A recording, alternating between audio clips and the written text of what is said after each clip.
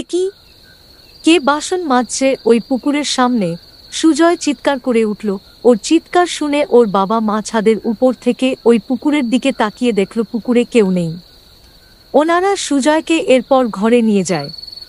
এই পুকুরটার একটা কোটা আছে, প্রত্যেক বছর একটা করে প্রাণীকে নিজের কাছে টানবেই সে মানুষ হোক কিংবা পশু। লোকমুখে প্রচলিত আছে ওই পুকুরটা যেদিন কাটা হয়েছিল তখন 1990 সাল, চারিদিক জঙ্গল আর জঙ্গল, খুন খারাপি লেগেই থাকত।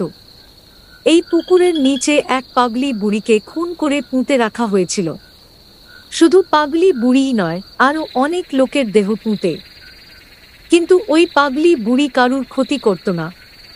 সেই পাগলি বুড়িকে অনেকেই দেখেছে, তবে ওই পাগলি বুড়ি যাকে তাকে দেখা দেয় না। যখন কারুর খারাপ সময় থাকে কিংবা যখন কারুর ভালো সময় আসে তখনই দেখা পাওয়া যায় ওই বুড়ির। না জানি আমার ছেলে কেন দেখতে পেল ওই বুড়িকে। সুজয়ের বাবা ফিসফিস করে সুজয়ের মাকে বলল, কি জানি বাবা, আজকাল গভীর রাতে কুকুরগুলো ডাকতে থাকে প্রচণ্ড। এই পুকুরের সামনে গোল হয়ে দাঁড়িয়ে বলল সুজয়ের মা, রাত অনেক হল, শুয়ে পড়ো। তুমি যাও, আমি আসছি, ফিসফিসিয়ে উত্তর দিল সুজয়ের মা। পুকুরটা একেবারে শান্ত।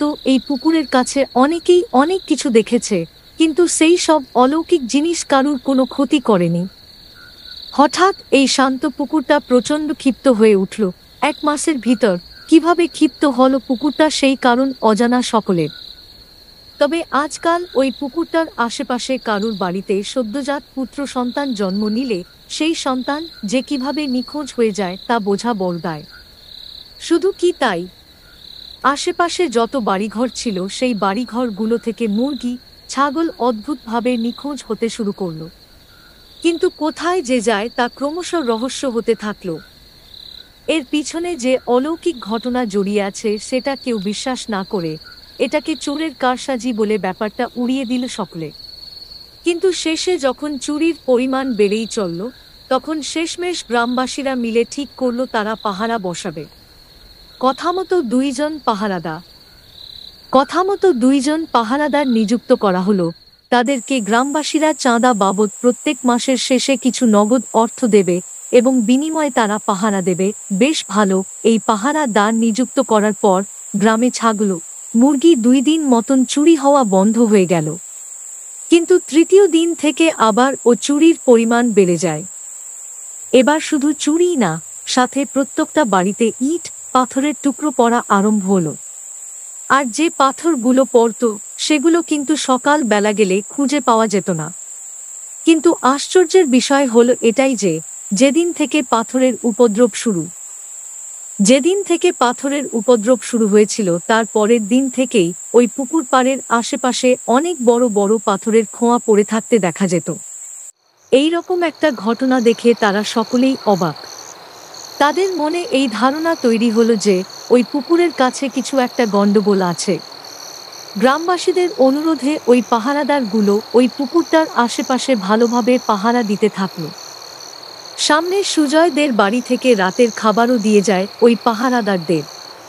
গরমকালের রাত, লোকজন প্রায় চেতনই থাকে, আবার তার মধ্যে যাদের বাড়িতে খামার রয়েছে তাদের তো দুশ্চিন্তাতে ঘুমই হয় না ঠিকঠাক। দিনটা ছিল বুধবার। 2 থালায় ভাত, ডাল, ইঁচড়ের তরকারি আর বকফুলের বড়া পেট পুড়ে খেল ওই পাহারাদারগুলো। ওই পুকুরের সামনে একটা মাঠ আছে, সেইখানেই তাদের নৈশভোজ সারল। তারপর অমিত বলে উঠল, যা রতন, থালা 2 দিয়ে আয় সুজয়ের বাড়িতে। আমি ততক্ষণে হাত পা ছুঁয়ে নিই। রতন থালা 2 দিয়ে এসে ওই পুকুর পাড়ের কাছে গিয়ে যা দেখল তাতে রতনের পিলে চমকে গেল। রতন দেখল অমিতকে 4 থেকে 5 জন মোটা কালো কুৎসিত বেটে মানুষ জাপটে ধরে জলের মাঝখানের দিকে নিয়ে গেছে। চাঁদের আলোয় তাদের মুখের গঠন না দেখা গেলেও ওরা 4-5 জন ছিল তা রতন বুঝতে পারল। রতন একটা চিৎকার দিয়ে উঠে। ওর চিৎকার শুনে আশেপাশের বাড়ির লোকেরা দৌড়ে আসে। তারাও দেখল এই দৃশ্য। পরের দিন সকালে অমিতের লাশ ভেসে উঠে। গ্রামবাসীরা তো জলে নামতে পর্যন্ত ভয় পাচ্ছিল। কয়েকজন সাহস করে জলে নেমে সেই লাশ নিয়ে আসে। এই খবরটা ধীরে ধীরে পুরো গ্রামে ছড়িয়ে পড়ল। আশেপাশের গ্রাম থেকে লোকজনেরা এসে ওই পুকুরটাকে দেখতে লাগলো। কয়েকজন এই বাকি ঘটনাগুলোর জন্য পুকুরটাকে দায়ী করল। তাদের মতে এই পুরো ঘটনার পেছনে পুকুরটার কিছু যোগসূত্র আছে।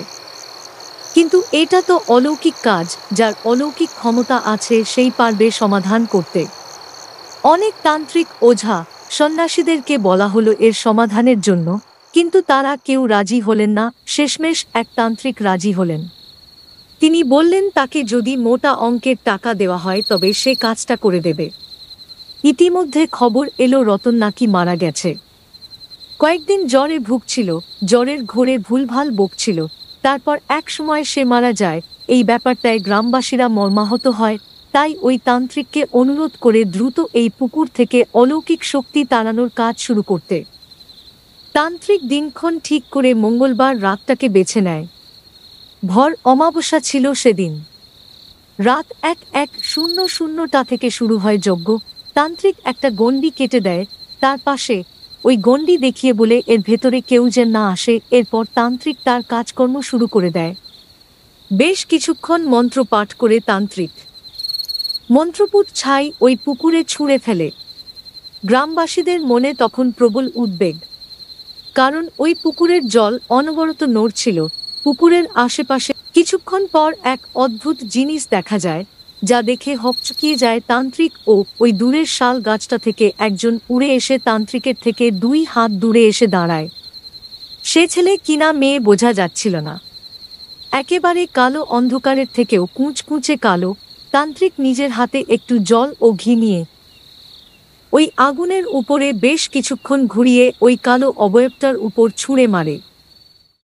তারপর তান্ত্রিক গমগম করা গলায় বলে ওঠে, কে তুই?